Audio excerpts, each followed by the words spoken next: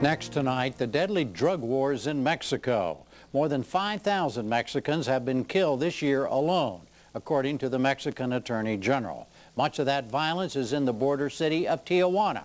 We have a report from Lindsay Hilsum of Independent Television News. Be forewarned, it contains graphic images.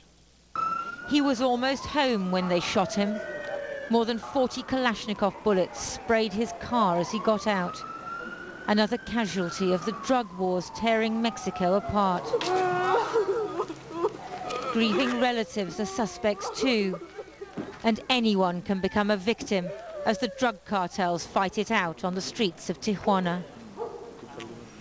Mourning, and a decapitated body is found hanging from a bridge. Such grisly sights are common in Tijuana, Ciudad Juarez, and all the border towns. This country is seeing violence like never before. In Colombia, the government has contained the cartels, so the Mexican traffickers have taken over as America's prime suppliers.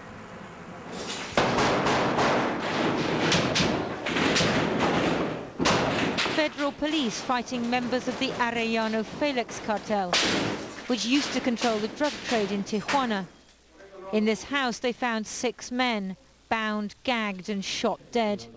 They captured weapons and arrested several suspects. The police won this battle, but that doesn't mean they're winning the war.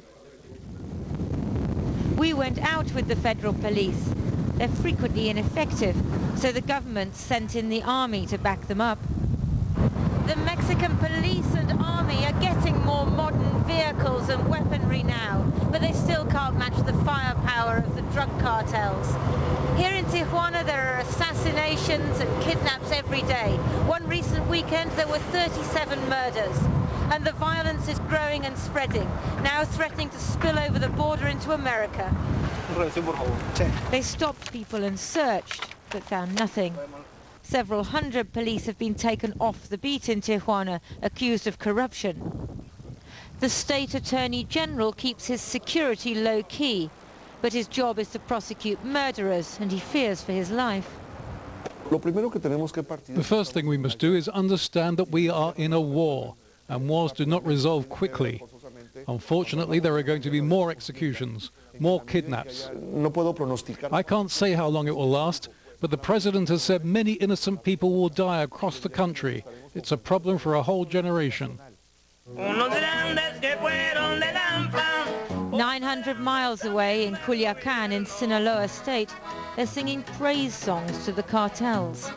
The town's become rich from drugs, but these days it's quiet because everyone's lying low.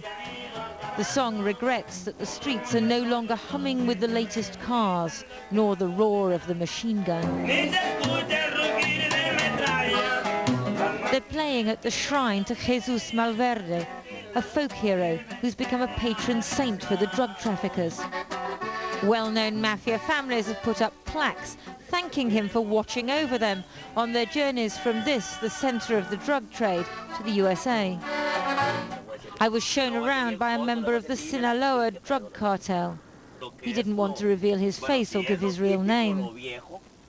He showed me the home of Alfredo Beltran Leyva, nicknamed El Mochomo, a leading drug trafficker who was betrayed to the authorities by his enemies last January.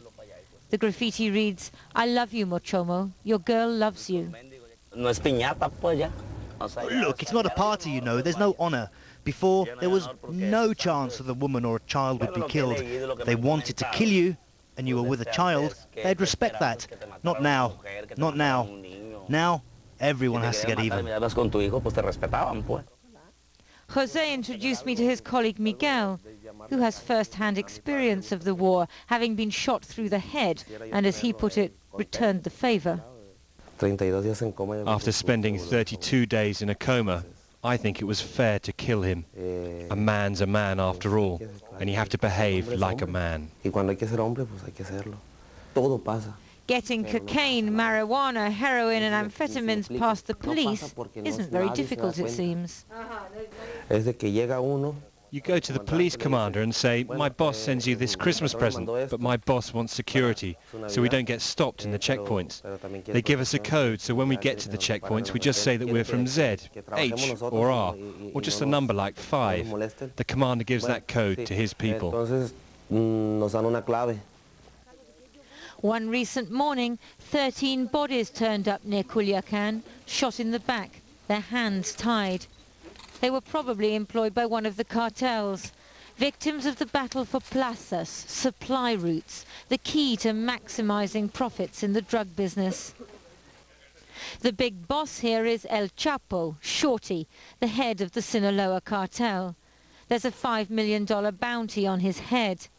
Miguel knows which plaza El Chapo is fighting for. Tijuana is like honey. If you control Tijuana, you control everything, because Tijuana is so close to the United States. In Tijuana, everything's in play. Guns, money, drugs, women, men, everything. You pay $2 to launder one. Everybody's fighting for Tijuana because Tijuana never sleeps. Back in Tijuana, they're rounding up the usual suspects. You can indeed practice any kind of vice here. As the Arellano Felix cartel, which used to control the city, loses the war for drug routes, it's increasingly turning to kidnap and other forms of organized crime. Fernando Osegueda's son was kidnapped 18 months ago.